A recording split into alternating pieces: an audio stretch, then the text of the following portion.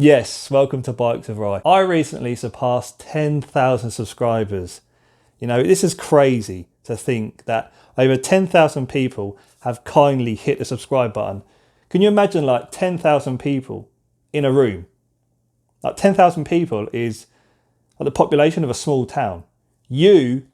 10,000 of you have hit subscribe. I appreciate all your comments, your feedback, your likes, all your dislikes. You know, it's what motivates me to continue putting out the content. And so to celebrate hitting such a huge milestone, I thought, why not do a Q&A? And so I asked you guys to send in your questions. And I got loads of questions. But what we're going to do in this video is just go through, say 10 to 15 of those. So if your question hasn't made it into this Q&A, I apologise. Maybe we'll do one in the future, and maybe that time I'll answer it. But for now, let's get on with the video. Okay, so kicking off with the first question. Did you go to Samuel Whitbread, and how old are you? So I'm assuming Samuel Whitbread is a high school. No, I didn't. I went to a high school in Luton. It was a Roman Catholic school, and the name of that school, or high school, was Cardinal Newman. As for my age, well, I would like to say guess. But since I'm going so grey, and even though I tried to make myself look younger than I actually am, I'm just going to go ahead and tell you. I'm 34. Soon to be 35 though, 2nd of May. So stick it in your calendar. If you fancy sending me any of your birthday wishes, I'll be looking forward to those. Does your other half have any plans to learn to ride? Well, she's learning to ride on a daily basis, if you know what I mean. In all seriousness, no, she doesn't have any plans. And would she ever learn to ride a motorcycle? Probably not. I'll be honest. As much as she likes to support me, and she does, she's very good with the camera on many occasions. Personally, I couldn't see her riding a bike, so I wouldn't even recommend her ride one. Do you like olives? So olives, I'll be honest, I don't get excited about. Like if I was out in a restaurant and I seen it on the menu, I wouldn't ask for olives as a side or a starter. However, I should mention that when I go out with my family, my dad, without fail, orders olives.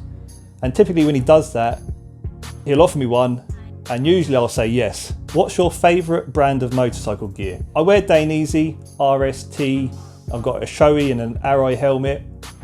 I can't say I actually have a favourite brand, but what I would say is typically when I go out and I'm looking for motorcycle gear, I can't help but notice how very good RST typically is. I know Dainese is a premium and Alpine Stars is a premium brand, okay, and it is nice to wear them, but for me, as I say, if I go into a shop and I try on all these typical brands, RST just normally is the one that stands out to me. When did you start riding? So I started riding, I think the first time I rode a motorbike was by the age of 10 or 11. I think I had, from memory, I had like a little 50cc scooter, which wasn't roadworthy or anything. And it was pretty much scrap, but I just remember just riding around this field. So my uncle, I think my uncle bought it as a project of some sort. And then he just let me ride it around this field, and he just stuck fuel in it. And of course it just went on for days, and I just couldn't stop riding it. And then for my 13th birthday, my dad purchased me, he got me for my birthday as a surprise, I remember it to this day, a Yamaha DT50. And I think I've got a picture of it, I'll stick it up on the screen. And yeah, like amazing for a 13-year-old. Can you imagine getting that for your 13th birthday? So yeah, I grew up riding off-road pretty much. Would be interested to know what you do for a job.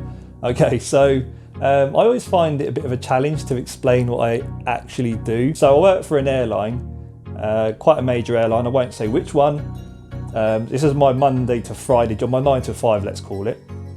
And I basically build or sort of determined where aircraft fly from and to, at what times, and negotiate what we can and can't achieve, and you know, have discussions with airports and with us as an airline. Yeah, I'll also mention that I own a limited company with my brother, and we are buying property to let out. Also, YouTube is kind of a job as well. It's a bit of a side hustle, but also I would say YouTube is kind of a hobby. But I think really I have 3 jobs. I had a 2003 CBR 954. Was a fast bike, your thoughts? Okay, I'll be honest, I've never ridden one, but would I deny it's a fast bike? Absolutely not. I mean, anything with 150 brake horsepower and weighing 200 kilograms is going to be stupidly quick on the road. So yes, fast bike. Upgrade plans for the S1000R. I'm still running the bike in. It's almost met its 600 mile requirement for it to be serviced and or have its running service, you know, have a check over and what have you, and have the oil changed. I've been speaking to some companies about tuning, and I've been doing some research and what have you. So effectively my plans is to initially I want to get rid of the headers, the stock headers, and put aftermarket headers on the bike, get rid of the catalytic converter, and then I want to map the bike, because I understand that you don't, you know, when you pin the throttle in like second and third, you don't get 100% throttle. So I do want to get the bike mapped via the ECU.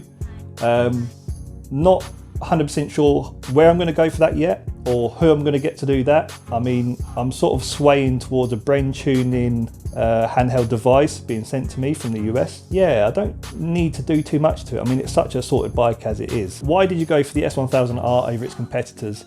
So, okay, yeah, a bit of a difficult one to answer, I think, but I'll be honest. For me, the standout for the S1000R was 3 things. It was the handling, the chassis. Coming from the Street Triple is such a good bike. Just jumping on the S1000R, it just felt natural to me. And what also felt a bit of more of a natural progression was the fact the bike didn't want to rip my arms out of my sockets. So 165 brake horsepower claimed. It was just the right amount of power for me. And I could not ignore the fact that it was £14,000 for the Sport, and you know what you get for your money. So like semi-active suspension as standard with the Sport, cruise control, heated grips. It's a double R chassis, so it handles beautiful, and yeah, it was just the overall package for the price and how it made me feel with my level of riding. What is the fastest bike you have ever ridden? So I remember I was out on my Yamaha R6 and with a mate of mine on his Ducati 1199, and he said, would you like to have a go? And I said yes, and I just remember it blew my mind.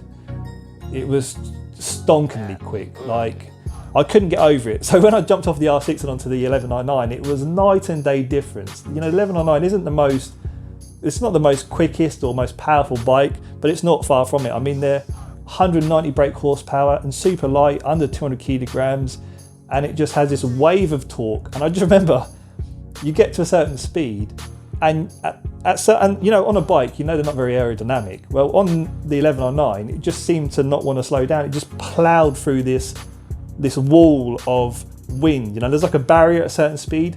I just went through it, and I was like, and I had to let go. I had to let go of the throttle because it was just, yeah, stupidly quick. Any tips for new riders? Don't buy a super bike as your first bike. Are you planning any track days this year? I haven't planned any, but I would absolutely love to do one. I do have Bedford Autodromes very close to me, so never say never. Would it be this year? Maybe, maybe not. Keep a lookout for that. But yes, it is something I would love to do, but I haven't specifically set a date. Have you ever toured up on the Street Triple? If so, how was it, and any tips? So yes, I have. I've taken Nicole on the back of the Street Triple. We went to Southend-on-Sea, and one way was 60 miles. I wouldn't recommend it. We did it once, we've never done it again. I mean, if you're going to go around the block or pop to a local pub or a local cafe for a coffee or whatever, then it's not too bad. But if you're going to do it often and you want to do some distance on the bike, you really need to consider sort of changing the rear spring to compensate for the added weight. Is the Triumph you ride a good second bike? Well, the Triumph I no longer ride, even though I actually currently still own it. It is going to be sold in the near future. I would say it depends on what your first bike is. If you have another Naked, why are you going to have a Street Triple, well, a second bike being a Naked 2? For me, my second bike that I own is a Yamaha A5100. Okay, and I can mix up the riding styles. So I've got my S1000R is my road bike, and then I've got an adventure slash off-road, you know, kind of do it all machine, mainly for the winter, or if I want to go and do a bit of touring, or if I want to do some green laning, yeah, I can just mix it up. I mean, another second good bike would be something like a cafe racer, or, you know, like a bobber, like a Triumph bobber, or dare I say it, even a Harley. You know, these kind of things. You've got to consider what the other bike is going to offer you. So that's the end of my Q&A. If you stuck around for this long, thank you ever so much. And I'd just like to say one more time, I appreciate each and every one of you for subscribing. And yeah, hope to see you on another one very soon. If you enjoyed the video, let me know with a thumbs up. Thanks for watching. See you later.